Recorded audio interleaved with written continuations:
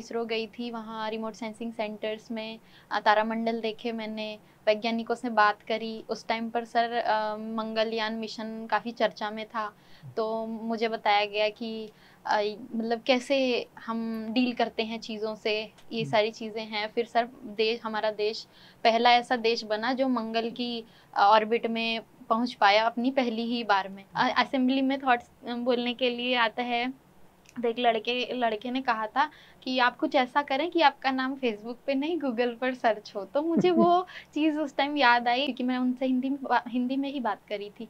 फिर सर मुझे बहुत दुख हुआ कि है ना, मैं इतना अच्छा नहीं कर पा रही हूँ या कुछ ऐसे है। तो फिर नेक्स्ट डे मैंने अच्छा खासा मतलब स्पीच दे दिया वहीं पर। तो जो सर सीबीएसई इंटरनेशनल स्कूल के भी जो बच्चे थे जिनका इंग्लिश मीडियम रहता है, उन्होंने भी काफ़ी तारीफ की। और सर ने भी कहा था कि ये लड़की इतने छोटे से शहर बालाघाट से है, फिर भी इतनी आर्टिस्टिक लैंग्वेज बोलती है। तो उन्होंने फ्री में फिर मुझे पढ़ाया। मेरा यही है सर कि मैं जब भी अपनी अच्छे से पढ़ाई पूरी ख़त्म कर लूँ तो अपने देश वापस आकर के मेरे जैसे जो बच्चे हैं उन्हें मोटिवेट करूँ, किसी एनजीओ के थ्रू जुड़ूँ और अपनी स्पेस इंडस्ट्री में इतना कुछ अच्छा कर पाऊँ कि लोग एपीजे अब्दुल कलाम जी की तरह और भी अन्य जो महानुभव हुए हैं, उतना तो शायद हम नहीं कर पाएंगे, पर कुछ लेवल पे लोग मुझे भी याद करें।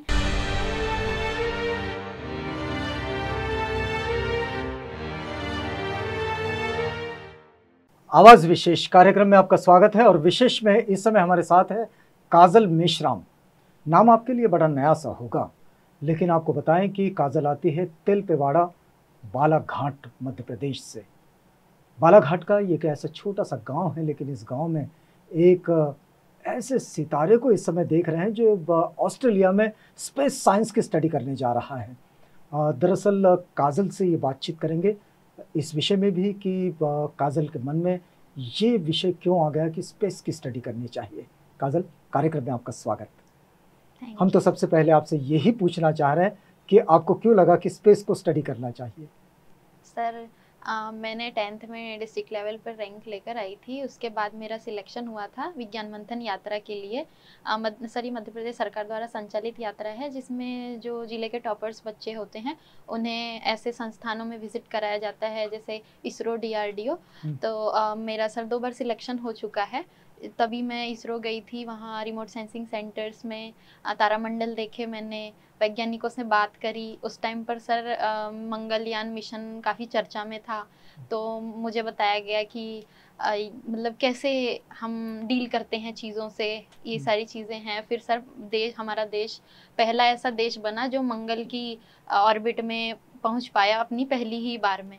तो ये सारी चीज़ें मुझे बहुत फैसिनेटिंग लगी सर, और मैंने तभी डिसाइड कर लिया था कि मुझे पर्टिकुलरली इसी फील्ड में जाना है। जब आप गांव में तारों को देखा करती थी तब, और आपने जब इसरो में जाकर तारामंडल को देखा तब, इन दोनों में कितना अंतर देखती हो? बहुत बहुत बड़ा अंतर है सर। मैंने तो ये भी चीज़ें सुनी है कि कुछ जो वैज्ञानिक थे पहले नास्तिक थे, लेकिन जब वो अर्थ से की ऑर्बिट से बाहर गए, उन्होंने यूनिवर्स एक्सप्लोर किया, तो वापस आकर वे आस्तिक बन गए। तो सर मैं आध्यात्म और साइंस को जुड़ा हुआ मानती हूँ जी। आप स्वयं कैसा समझती हो? मेरे स्वयं के लिए सर, जब मैं घर पे बैठे ऐसे गर्मियों में हम आंगन में सोते थे, है ना, खटिया बिछा के, तो तारों को देखकर मैं यही सोचती थी कि एक दिन मैं भी जाऊंगी या मैं इसकी स्टडी करूंगी ऐसे। अच्छा, तो तब सिर्फ एक कल्पना मात्र जी थी जी जी, या फिर एक छोटी सी सोच थी? बिल्कुल सर। मेरा गांव आज वो जो सोच है, वो जो कल्पना है, उसको आप जब इस वक्त में पूरा होता हुआ देखते हो, कैसा महसूस करते हो? मैं बहुत खुश हूँ सर कि मेरी इतनी सालों की मेहनत रंग लाई, क्योंकि मेरे गांव में आज भी जियो का नेटवर्क नहीं मिलता। वहाँ सड़कें अभी अभी ही बनी है। हमने 4-5 किलोमीटर पैदल जाकर स्कूल में पढ़ाई की। तो ये बालाघाट से कितनी दूरी पे पड़ता है? सर 20-25 किलोमीटर है। और अभी भी सड़क नहीं बनी? सर बन गई है। अच्छा। लेकिन ट्रांसपोर्टेशन का उतना साधन नहीं है। पहले भी नहीं था, पहले तो हम नदी ऐसे पार करके, है ना, जाते थे पढ़ने के लिए। तो उस टाइम सर ये मेरी सिर्फ कल्पना मात्र थी, लेकिन अच्छा, मेरा सपना अभी था। आप जो ऑस्ट्रेलिया में जो ये हायर स्टडीज के लिए जा रहे हो, स्पेस साइंस में, आपने क्या किया है अभी तक, किस आधार पर? जी सर, सबसे पहले तो मेरी प्रारंभिक शिक्षा जो कि गाँव से हुई, फिर मेरा सपना था शहर जाकर पढूँ, तो मैंने 9th की एंट्रेंस एग्ज़ाम दी बालाघाट उत्कृष्ट विद्यालय के लिए, मैंने वहीं से पढ़ाई की 12th तक। उसके बाद सर मैंने बीएससी फिज़िक्स, केमिस्ट्री, मैथ से करा बालाघाट से ही। उसके बाद सर मतलब आप मैंने उत्कृष्ट कन्या छात्रावास में पढ़ी? जी, जी। मैं अच्छा। सर 8 साल छात्रावास में रह चुकी हूँ, हुँ। ऐसे। तो सर बीएससी के बाद मैंने कुछ ऐसे डिप्लोमा कोर्सेज़ करे। एक बारी ऐसे यूट्यूब स्क्रॉल करते हुए सर की वीडियो सामने आई, हुँ। तो उन्होंने बताया कि न्यूकैसल यूनिवर्सिटी इंग्लैंड से उन्होंने पढ़ाई की, वो भी फुल्ली फंडेड स्कॉलरशिप पे। तो तब मेरे मन में आया कि क्यों ना मैं भी ऐसी एग्ज़ाम्स वगैरह दूँ या इंटरव्यू क्रैक करूँ, जिससे गवर्नमेंट मेरा मतलब मुझे आगे पढ़ने में सपोर्ट करे। क्योंकि सर मेरे जो पूरे परिवार की ज़िम्मेदारी में भी मेरी माँ के ही कंधों पर है। अच्छा, जी, पिताजी फिर का परिवार में उतना कितने लोग हैं?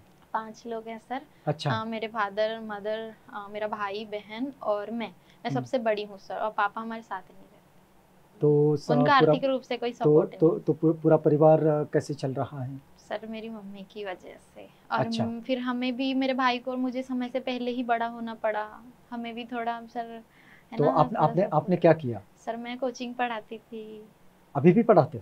जी सर, अभी भी अब पढ़ाती। ऑस्ट्रेलिया जाओगे तो छोड़कर जी जाना सर, होगा। छोड़ दिया है मैंने। मेरे काफ़ी स्टूडेंट्स खुश थे, वो उन्होंने तो हुँ। बोला, मैम हमने गूगल पे सर्च किया आपका नाम, तो मुझे एक थॉट याद आ गया सर, जब हम स्कूल में पढ़ते थे, असेंबली में थॉट्स बोलने के लिए आता है, तो एक लड़के ने कहा था कि आप कुछ ऐसा करें कि आपका नाम फेसबुक पे नहीं गूगल पर सर्च हो। तो मुझे वो चीज़ उस टाइम याद आई, और मैंने अपने बच्चों को भी काफ़ी कहा है कि कभी भी कुछ ऐसे दिक्कत होती है, किसी भी तरह की समस्या, तो सर समस्या के बजाय आपको सॉल्यूशन पे फोकस लेकिन करना हम एक चाहिए। बात ये भी तो समझना चाहेंगे आपसे, क्योंकि मध्य प्रदेश में हम देखते हैं कि अधिकतर पढ़ाई जो है वो हिंदी माध्यम से होती जी, है, बहुत और कठिन। आपको अब आगे की जो स्टडी है वो स्टडी इंग्लिश। अंग्रेजी में करनी है। जी, जी। आपने ये आपका जो ग्रेजुएशन है, ये ग्रेजुएशन आपने हिंदी माध्यम से किया है या जी, फिर जी, जी। अंग्रेजी से?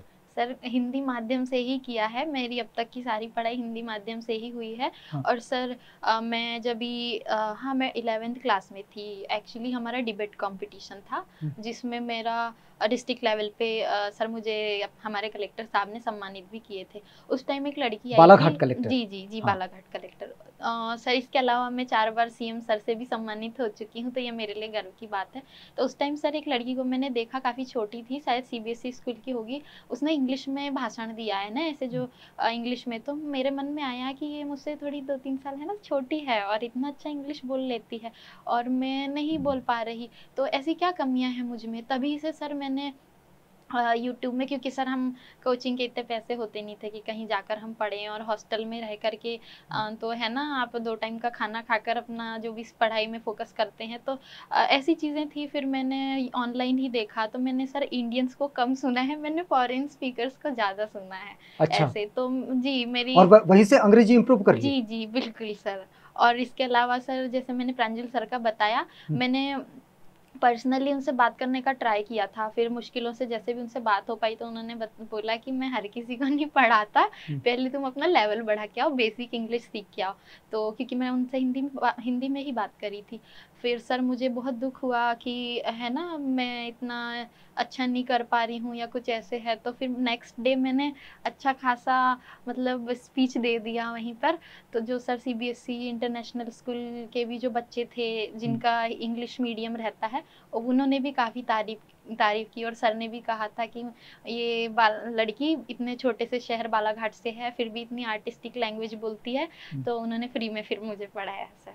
अच्छा। जी, और और यहाँ से ये राह आगे जी, खुलती चली गई। बिल्कुल। जी, जी सर। एक और बात समझेंगे काजल आपसे जी। कि आपने इस तरह के सपने को जब अपने साथ रखा, उसे संजोया, और अब इस सपने को लेकर आप 7 समंदर पार निकले हो, तो ये जो बालाघाट से ऑस्ट्रेलिया तक का ये जो सफ़र है तो बड़ा कठिनाई भरा है, बड़ा संघर्ष वाला है। लेकिन हम ये भी समझेंगे कि इस संघर्ष में आपको क्या लगता है कि ये जो आसपास से जितनी चीज़ें आती रही, वही इसके लिए बहुत सपोर्टिव रही या फिर और भी कुछ सपोर्टिव रहा? जी सर, सामाजिक स्तर पे मेरी काफ़ी मदद की है लोगों ने। हुँ। पहले तो सर मुझे कोई नहीं जानता था। मेरे पास सर टेस्ट के भी पैसे नहीं थे। आइल्स के कुछ 20 मतलब 17,000 ऐसे कुछ लगते हैं।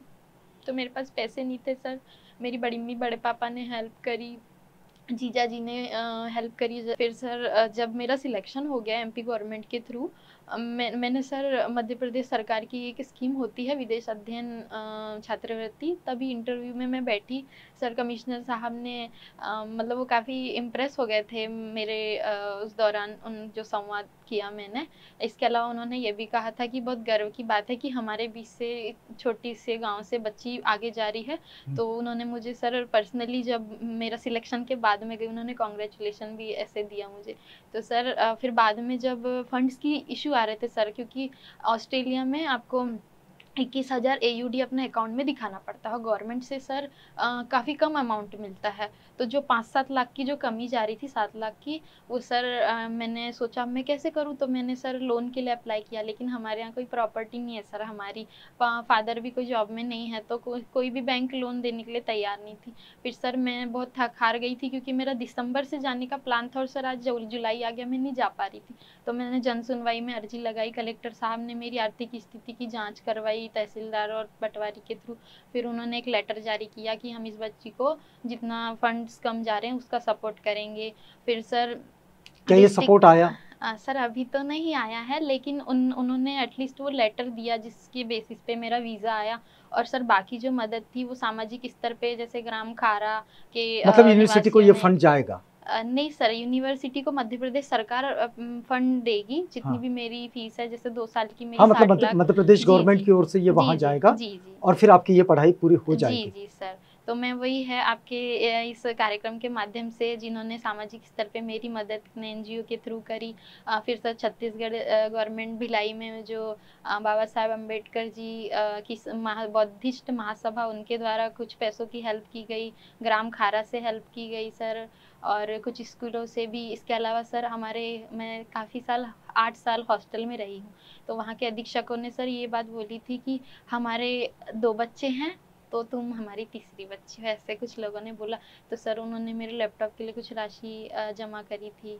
इसके अलावा सर पहले तो कम सपोर्ट था, लेकिन आज मेरे रिश्तेदारों का भी थोड़ा सपोर्ट है, क्योंकि उन्हें भी गर्व महसूस होता है कि हमारे कुल की लड़की हमारा नाम रोशन कर रही है, हमारे जिले का नाम रोशन कर रही है। अब इस स्पेस का ये स्टडी आप कहाँ तक ले जाओगे? आपने क्या सोचा है, उसको कैसे डिजाइन किया है? सर मेरे तो बहुत सपने हैं, और मैं हमेशा अपनी कमिटमेंट्स पूरी करती हूँ। जब मैं घर पे ऐसे मतलब है ना, मेरी मम्मी बर्तन साफ कर रही है, कुछ ऐसे खाना बना रही, मैं बोलती थी कि देखो मैं विदेश जाने वाली हूँ, मेरा सपना है बाहर जाके पढ़ूँ, तो गिच रहा है ना ऐसे, मतलब चुप रहो, ऐसे कुछ नहीं होता। मतलब हम लोगों के लिए बहुत बहुत बड़ी बात है सर, ऐसे कहीं बाहर जाना, और है ना, सपने ही देख सकते हैं। मुझे पता है मेरे जैसे और भी बाहर बच्चे नहीं, लेकिन हैं जो काजल का सपने ये सपना देखते। तो पूरा हो रहा है ना? जी सर, आगे भी सपने पूरे होंगे, क्योंकि सर हमारे पूरे देश का सपोर्ट है। मेरा यही है सर कि मैं जब भी अपनी अच्छे से पढ़ाई पूरी ख़त्म कर लूँ, तो अपने देश वापस आकर के मेरे जैसे जो बच्चे हैं उन्हें मोटिवेट करूँ, किसी एनजीओ के थ्रू जुड़ूँ, और अपनी स्पेस इंडस्ट्री में इतना कुछ अच्छा कर पाऊँ कि लोग एपीजे अब्दुल कलाम जी की तरह और भी अन्य जो महानुभव हुए हैं, उतना तो शायद हम नहीं कर पाएंगे, पर कुछ लेवल पे लोग मुझे भी याद करें। मेरी यही इच्छा है। और सर इसके अलावा जैसे इसरो अभी चंद्रयान 3 लॉन्च हुआ है सर, और जैसे नासा काफ़ी आगे आपको बढ़ क्या रहा लगता है है। कि इस तरह के सारे अध्ययन का ह्यूमैनिटी के लिए कितना आधार बनता है? जी सर, बहुत हम लोग इनोवेटिव हो रहे हैं, काफ़ी सारी खोज हो रही है।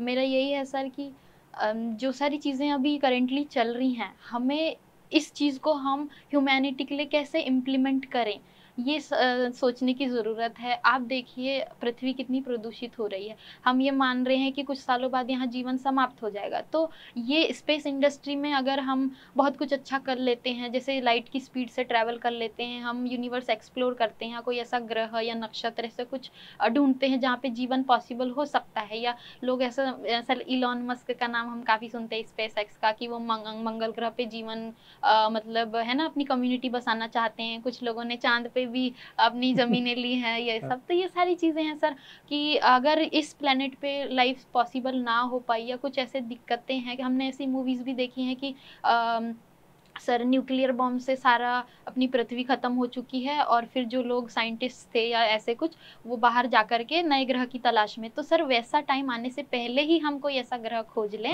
यदि यदि हम ये कहें कि भाई काजल आज जो स्पेस स्टडीज़ के लिए भारत से जा रही है जी और ये आगे चलकर जी वहाँ स्टडी करेगी, जी तो हम अगली बातचीत आवाज़ इंडिया पर काजल से कब करेंगे? सर बिल्कुल, आपकी जब इच्छा, मैं हमेशा अवेलेबल हूँ। और 2 साल बाद मैं तो यही चाहती हूँ कि जब मैं देश वापस आऊँ एक अच्छा खासा एक्सपीरियंस लेकर, और जैसे भी न्यूज़ में या कहीं पर भी बोलूँ तो लोग सुनने के लिए मुझे उत्सुक हों।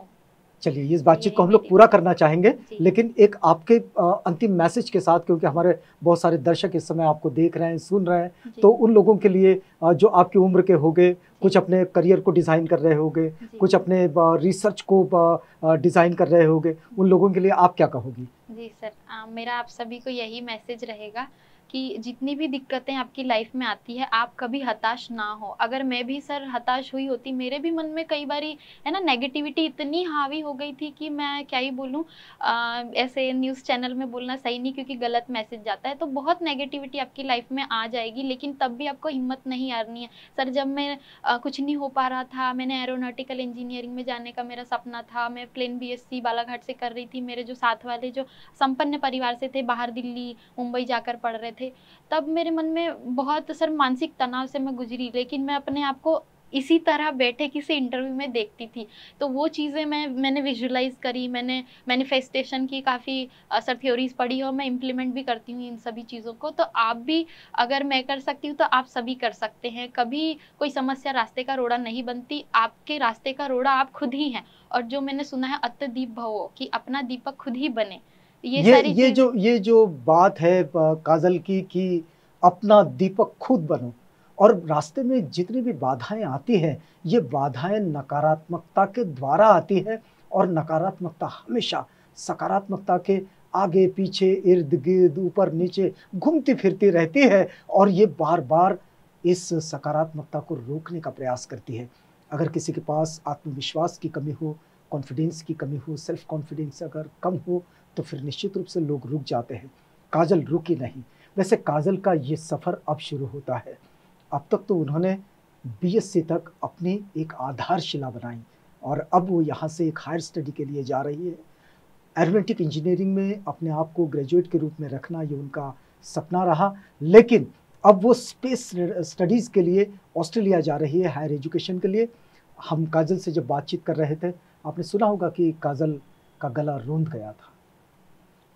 जो संघर्षों से आते हैं, वो इस संघर्ष को जानते भी हैं और समझते भी हैं। हम काजल के अच्छे जीवन के लिए और उनकी सफलता के लिए यहीं से मंगल भावनाएं देंगे। और काजल, आप एक साइंटिस्ट, एक अच्छी साइंटिस्ट बनकर फिर आवाज़ पर आपका हम एक और इंटरव्यू करेंगे, और आपके अनुभवों को यहीं से हमारे दर्शकों के लिए साझा करेंगे। आप हमारे साथ आए, हमसे ये बातचीत की, इस पूरी बातचीत के लिए आपका बहुत धन्यवाद। आप बने रहिएगा आवाज़ इंडिया के साथ, प्रोग्राम आगे भी जारी है।